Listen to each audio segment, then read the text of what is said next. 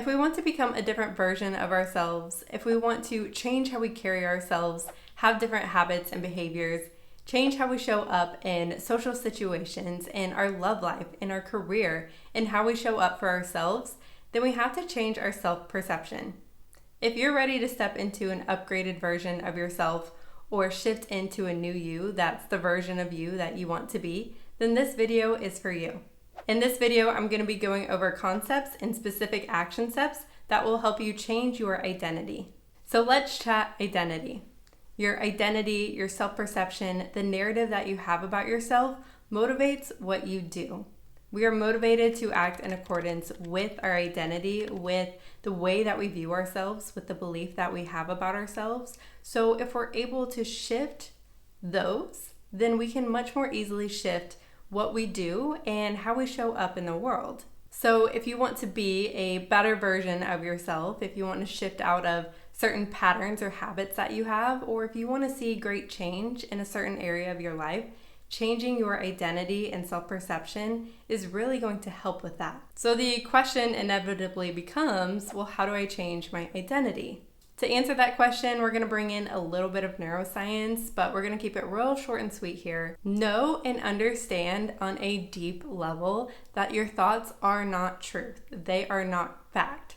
What you believe is not truth or fact. The way that you view yourself is not truth or fact. Your identity is not a fact or something that's set in stone.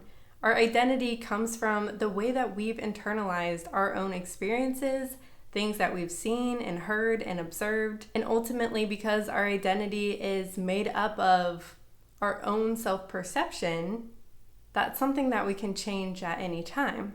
And this is where I personally believe that understanding or even just knowing about neuroplasticity is really helpful, because neuroplasticity is how we can rewire our brains, meaning we can change. Even if you don't currently believe that you can change, by virtue of neuroplasticity, you can. We can change the way that we see ourselves. We can change the way we react to things. We can change our habits and behaviors. What we currently do, think, and feel is largely based off of the neural connections that are currently strengthened or stronger in our brains. But we can start to rewire our brains and pave new neural pathways by intentionally thinking and behaving differently. That's a much deeper topic, but that's the gist.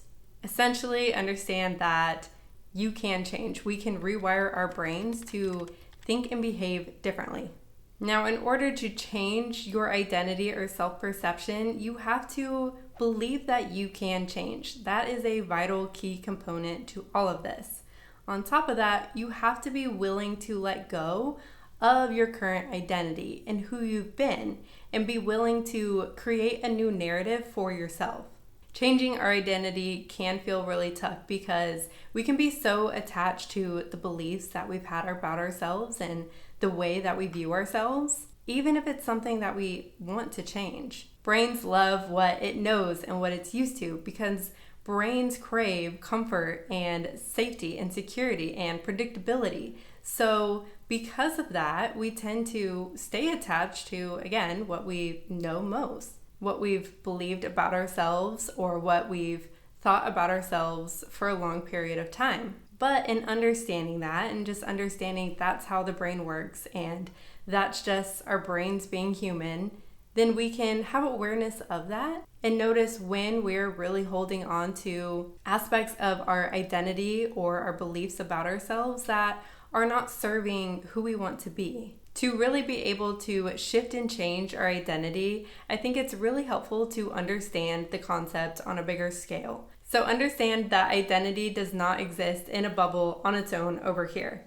Our identity and our behaviors and what we do are very intimately intertwined. Again, we are motivated to act in accordance with our identity, but that's just one side of the coin. What we do, our behaviors, also inform our identity. So we've got a feedback loop going on both sides. So to help provide an example and paint this picture, let's say you're someone who sees yourself as someone who does not like to eat healthy and finds it really hard to eat healthy, even though you have a goal to eat healthier, even though You want to be someone who eats healthier. But because you have this belief about yourself that you are someone who does not like to eat healthy and it's really hard for you, you're going to be less likely to eat healthier, make those healthier decisions, and more likely to stick with your unhealthier eating habits. And as you continue to make those unhealthier decisions, that just reinforces the belief that you are someone who does not like to eat healthy or finds it really hard to eat healthy. Or if you believe that you're someone who's bad with money, you're more likely to continue engaging in behaviors that further provide your brain with evidence that that is true, which will just lead to continuing to have this belief about yourself and continue to perpetuate this cycle. So there's really two sides of the coin here. Our identity and self-perception really affects what we do, but what we do impacts our self-perception. But we can use this to our advantage. We're going to dive a little bit deeper into both identity and behaviors. So starting with identity, when you think about the person that you want to be and the new identity you want to take on, think about it like building out a character. Really get detailed. What is this person like? What do they do? What do they think? How do they feel? What kind of decisions do they make? With this, you're getting a really good idea of what the identity is that you want to start taking on. You can ask yourself, what are the narratives I want to have about myself? What are the views I want to have about myself? Because you likely right now have some views and beliefs and stories about yourself that are not serving you or benefiting you and that are not in alignment with who you want to be, which is okay. We all do. And then the question always is, how do I change my identity? Well, remember that our identity is not something that's actually set in stone. It's just a belief that we have about ourselves. And so we get to decide what our beliefs are. We can decide to change how we view ourselves and what we want to believe about ourselves. Our brain may want to try to hold on to the beliefs that we've had about ourselves for a long time, but we can recognize that and choose, this is who I am now. I get to decide I am now someone who likes to go for walks after work. I am now someone who takes really good care of their money. I am now someone who keeps their home tidy and organized. I am now someone who sticks with their exercise routine. I am now someone who really enjoys eating healthy. And if you notice a lot of resistance in your brain around, well, what if I don't actually like being this way? What if I don't like this new identity? What if this isn't the right one? Realize that your brain is most likely just, again, trying to seek comfort in what it knows best, what it's most used to. And also understand that none of this is permanent. If it's helpful, you can think about it like trying on a new character, just like you might try on clothes at the mall. Play being someone new, see if you like it, and just have fun with it. So then looking at the behavior side of the equation. So hopefully by now it's pretty clear that your self-perception impacts what you do, think, and feel. But what you do, especially how you interpret what you do, either consciously or unconsciously, informs your self-perception. And we can use this information to help us shift our identity. So one, we can notice and have more awareness around how what we're currently doing is either reinforcing a self-perception that we don't want, or how we're interpreting those actions is feeding into a self-perception that does not serve us or align with who we want to be. And when I say how we interpret what we're doing, two different people can do the same things and let that feed into different self-beliefs. So, for example, let's say person A walks into a coffee shop, realizes they forgot their wallet, and doesn't think twice about it. Just, oh, silly me. Then person B walks into a coffee shop, realizes that they forgot their wallet, and beats themselves up for it and judges themselves for it and lets that feed into a self-perception that they're dumb or forgetful or incompetent. So the things that we do don't necessarily actually mean anything, but we end up giving them meaning and let that influence and create our own self-beliefs. So again, something that you can start doing and having awareness around is just paying attention to how what you're doing is feeding into what you believe about yourself, how you view yourself, and what you believe others think about you. The second way that we can use the connection between our identity and our behaviors is to purposefully do things that align with the identity that we want to have.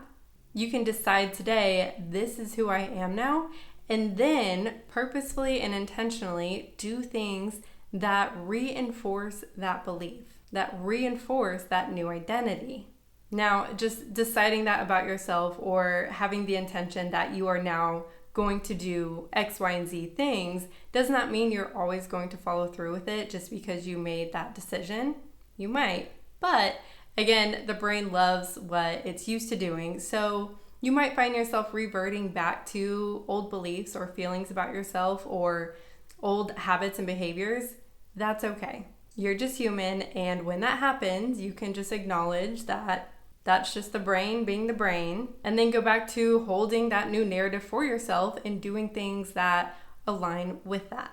So information is great, and understanding a concept can absolutely make a difference, but the real magic is in the doing part of the equation. So I've got an action step for you here today. So go ahead and grab a piece of paper, or you can do this on your laptop or your phone, but in whatever way, shape, or form you're doing this, on one side, you're going to have identity, and on the other side, you're going to have behaviors. And then I want you to pick 1 to 2 things that you feel like you are really clear on or really want to prioritize working on at this time. You probably have a whole list of things that you want to do and change and shift into, but if we scatter our attention in too many places, then it's going to be less potent. It's far easier for things to fall to the wayside and be forgotten about or be put on the back burner. So I want you to really hone in on just 1 to 2 things that you are going to focus on for right now. And I recommend doing this and staying focused on these 1 to 2 things for at least 1 month, if not 2 to 3. So then we're going to end up filling out both of the identity and behavior columns.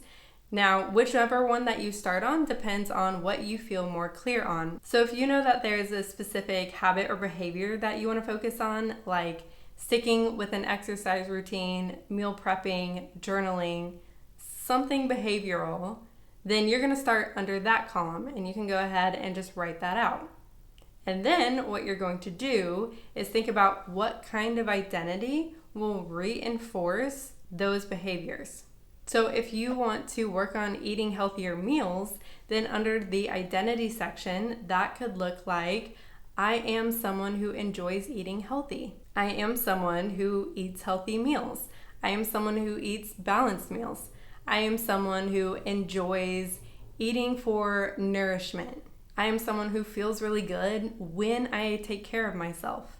You can play around with what feels a little true for you. We want it to feel like a little bit of an expansion, a little bit of a stretch, but something that still feels believable and resonant. We don't want to jump so far that your brain is just like, no. So one step further may even look like, I am someone who is learning what kind of healthier meals I enjoy. And maybe for right now, that's your identity, and over time, you just keep climbing up the ladder.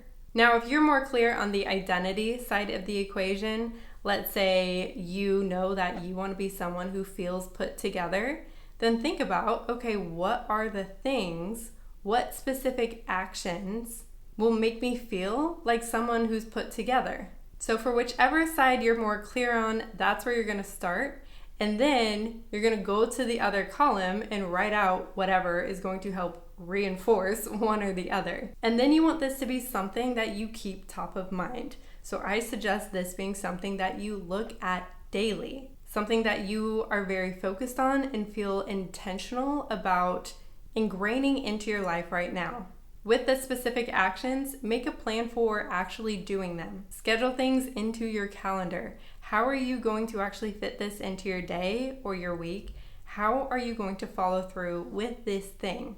And then with your identity, have this be something that you say to yourself at least on a daily basis, if not more than once a day. And again, I highly recommend just taking whatever you have right now with both the identity and the behavior columns and having this be something that you see daily. Change takes keeping things top of mind and repetition. So if we don't have something to remind us, then odds are it's just going to fall to the wayside. And if we don't have that repetition, if we aren't continuously thinking in a new way or doing things differently, i.e. the habits and behaviors that you wrote down, then we're far less likely to see any changes, which I'm assuming is why we're here. We want to see some change, right?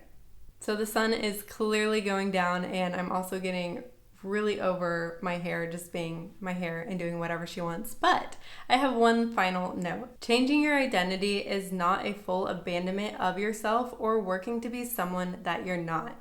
It's not disregarding or disliking who you are.